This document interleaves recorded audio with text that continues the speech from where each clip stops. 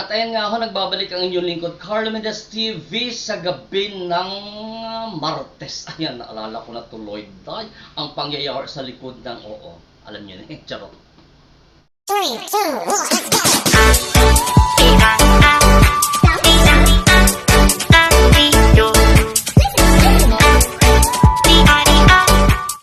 So ayun nga ho guys, sa pag-uusapan natin ngayong gabi ay tungkol ito sa pinost. May listahan ako, akala nyo ha. Hindi ko kasi saulado mga pangalan nyo eh. Sa pinost doon sa T-Bots netong si Divine Pindehong Kuba, si Aken PH Pahula. Manghuhula to si Aken. Tapos si Rocky Hampas Lupa. May pinost kasi sila doon. Yung itsura ni yung itsura ni kumari ko ni Maring Kent Garcia. Ba't yun naman ginanya na mukha ni Maring Kent? Mukha tuloy siyang si Donald Duck. Mukhang gulong nguso niya. Ay, salbahe kayo. Kayong tatlo, apat pala kayo. Masyado naman matulis yung nguso ni Kent. Grabe naman kayo. Ang sabi kasi ni Kent doon sa video na yun, yung live niya kahapon to ha. Sabi niya doon kasi, sinabihan daw sila. Ito according ito kay Kent ha, alam naman ninyo yan ha. Diyan sa clip, ayan ha, panoorin nyo mamaya after nitong after nitong sasabihin ko. Ayon kay Kent Garcia, sinabihan daw siya di umano ng idol nyo, ng mga dyan sa kabilang barangay ha, natirahin ang mga Tesorero family. Ayan nga ho daw ang sabi nung doon sila sa Davao pa. Tapos at sabi ni Kent, according ito kay Kent Garcia, na hindi daw gawa-gawa yung audio na kumakalat ngayon. Gaano ito true gaano ito katotoo, kabayan ha. Tapos ano pa ba to? Mahirap yung walang salamin.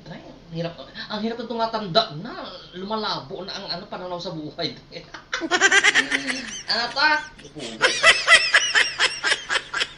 Kasi daw, sino daw ang papaniwalaan? Kasi during nung nasa Davao sila, kaharap daw nila itong idol ninyo na doon sila sa Davao at panoorin nyo na lang dyan. Pugang hirap pag-explain na eh. Mas marami pa daw silang narinig kesa sa inyo na mga hindi naman ninyo daw nakasama, sabi ni Kent ha. So para maliwanagan ito, shoutout kay Evangeline Aramilio ba to? Special mention ni, ito ba si Kilaway ko. Special mention ni Kent Garcia, ayan ha. Ito ang video, panoorin ninyo. Ginawa nyo namang si Donald Duck, si salbahe itong apat na ito. Divine Pindehong Kuba, Aken PH Pahula, tsaka Rocky Hampas Lupa. Grabe naman kayo maka-edit. Roll VTR. Yung kabubuhan mo, Evangeline Arenilio, huwag mo ipamana sa anak mo yan. Kasi pag lumaki yung anak mo, walang future. Lalaking buntisin lang yan pag babae, lalaking ating pag lalaki. Sabihin nyo, gawa-gawa namin yung audio na yan. Ina mo ka, kabubuhan mo, tanga ka. Sinabihan pa nga ng idol mo na birahin namin yung Tesorero family. Sabihin nyo, gawa-gawa. Kaharap namin sa Davao yung idol nyo. Mas marami kaming naririnig dyan kaysa sa inyo. Sinong papaniwalaan mo, Evangeline Arenilio? Kami na nakakasama namin o ikaw nanonood ka lang? Alam mo kung bakit ang Team Palaboy mas naniniwala sa amin? Kasi nakasama namin yung idol nyo. Kayo nanonood lang kayo dyan sa idol nyo, hindi nyo nga malapitan. Tapos sasabihin nyo, gawa-gawa namin? Kasama namin sa Davao yan. Kaharap ko mismo yan. Katabi ni Ma'am Nora yan sinabi niya.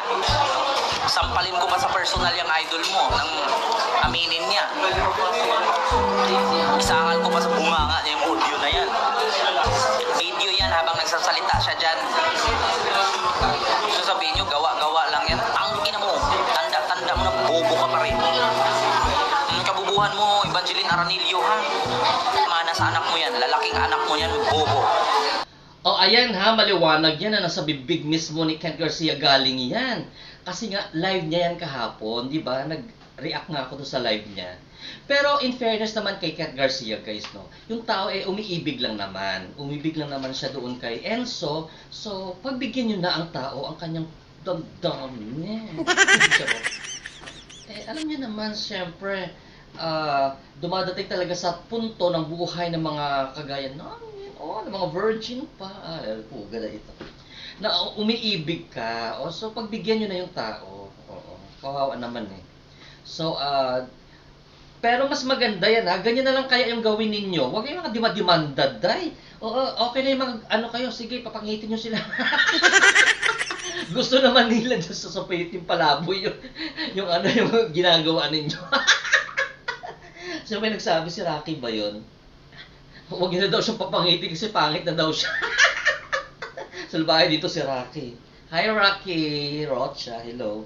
At hello sa mga taga Timpalaboy at sa mga taga MC na nasa Boracay ngayon ha. Boracay ngayon ha.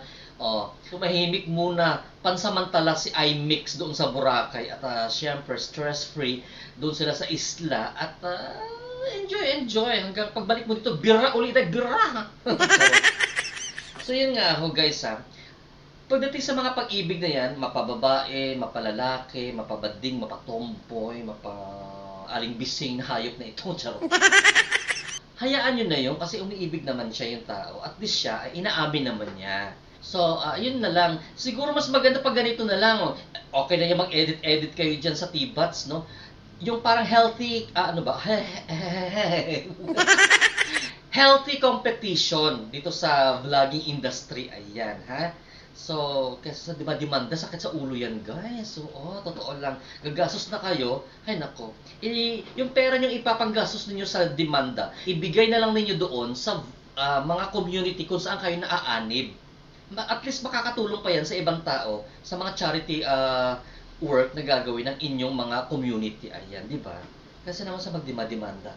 Let's have a healthy competition here. English. Healthy competition, at least masaya. At least nag-enjoy nga ako doon sa T-Bats pag napapanood ko, puga itong mga mukha na distort na distorted na ang mga mukha ng mga taga-Timpalaboy. Kawawa naman yung mga baby ko doon, mga asawa ko. Ay, nako. So, ayan ha. Carlo Mendez TV is signing off. Keep safe everyone and have a blessed evening to all of you guys. Enjoy yourself. Charot. Christmas is coming. Christmas is around the corner. Around the corner, di mo, Billy Boy, di ba? So, basta, baka kayo sa buhay nyo. Go, chupi. Ay, mag-lips to lips ko sa akin, do? Di po, nagpupo ka sa labas? Hoy, Carlo Mendez TV signing off. Baka nagpupo itong aso ko. Dadampot na naman ako sa pupo.